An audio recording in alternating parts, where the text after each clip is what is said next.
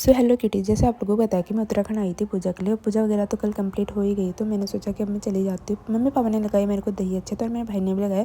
मेरे भाई को भी जाना था पर इसको कल जाना था क्योंकि इसका काम हुआ नहीं था।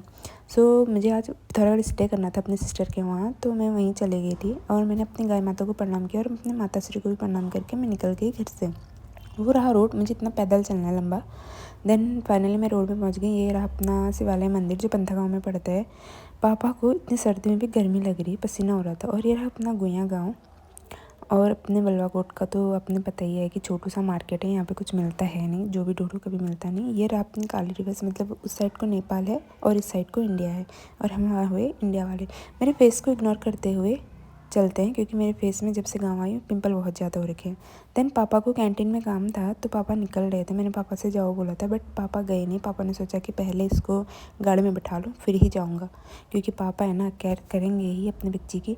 सो पापा ने मेरे को गाड़ी में बैठा दिया था, तो पापा चले गए कैंटीन को और मैंने बिन्ना गाँव में थोड़ा काम था, यहाँ भाभी का मायका है ये, मुझे यहाँ पे काम था। सो काम करके मैं निकल गई थी। एंड ये रहा जोलची भी, जो 15 तारीख से कुछ ऐसे समथिंग मेला लगता है, ब्लॉगआउट वालों को पता ही हुआ। देन मैं पहुंच गई थी पिथौरागढ़। पिथौरागढ़ पहुंचने के बाद सबसे पहले मैं मिली अपनी बुग्गू को, मतलब छोटी सी गुन्नू को। ये रही मेरी दीदी की लड़की जिसका नाम वृंदा है। और ये रही जोशी जी, मतलब सोनी जोशी जी, काम कर रही है यहाँ पे दीदी के रूम में, थोड़ी हेल्प करती है दीदी की। ये रही अपनी मेरी दीदी जो काम कर रही है, काम में बिजी है। और मैं काम नहीं कर सकती क्योंकि गुन्नू मेरी गोदी में थी। और ये इनको हिस्से लगा है काम, और ये काम की हमारी इतनी आलसी है कि देखो ऐसे उलट पलट कर रही है। और मेरे पास काम था नहीं तो मैं अपनी दोस्त के साथ घूमने निकल गई।